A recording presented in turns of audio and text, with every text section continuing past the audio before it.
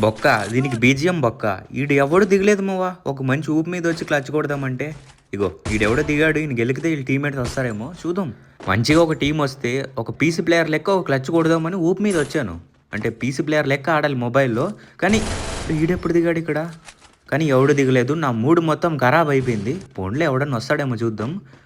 ఈడేవాడు అరే అరే వచ్చినట్టు వచ్చి ఏంటి ఆ రూమ్లోకి వెళ్తున్నాడు ఏంటిడు? ఉరే చచ్చిపోతుంటా.